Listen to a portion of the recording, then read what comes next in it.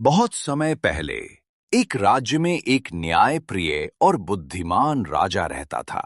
राजा अपने मंत्रियों पर बहुत भरोसा करता था, लेकिन उसे ये जानने की इच्छा हुई कि उसके तीनों मंत्रियों में से सबसे सच्चा और ईमानदार कौन है। एक दिन उसने तीनों मंत्रियों को दरबार में बुलाया और उन्हें एक एक थैला बीज दिया।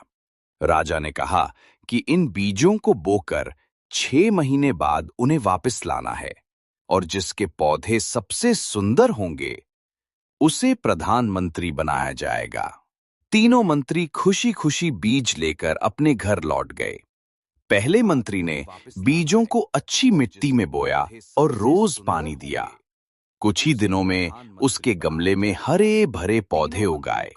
वो बहुत खुश हुआ और मन ही मन सोचने लगा कि अब तो वही विजेता होगा। दूसरे मंत्री ने बीज बोए, लेकिन कुछ दिन बीतने के बाद कोई अंकुर नहीं निकला। उसे लगा कि बीज खराब हैं, इसलिए वो बाजार से नए बीज खरीद लाया और उन्हें बो दिया। जल्द ही उसके गमले में सुंदर फूल खिल उठे। तीसरे मंत्री ने भी बीज बोए, लेकिन कई दिनों तक कुछ नहीं उगा। उसने रोज उन्हें पानी दिया, देखभाल की, लेकिन गमला खाली ही रहा। उसकी पत्नी ने कहा कि वो भी दूसरों की तरह नए बीज लगा ले, वरना राजा नाराज हो जाएगा। मगर मंत्री ने साफ कहा कि राजा ने जो बीज दिए हैं वही असली परीक्षा है।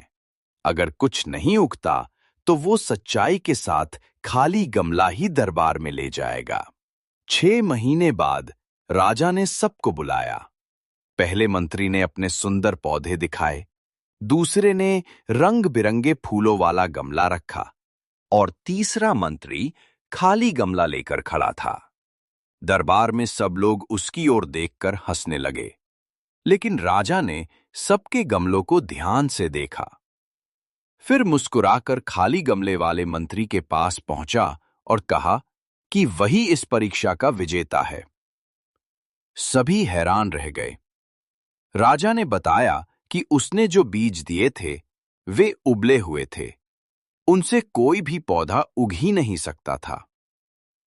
पहले और दूसरे मंत्री ने झूठ का सहारा लिया, जबकि तीसरे मंत्री ने सच्चाई को नहीं छोड़ा। राजा ने कहा कि सच्चाई और ईमानदारी ही सबसे बड़ा गुण है और वही व्यक्ति राज्य का सच्चा मंत्री बनने योग्य है।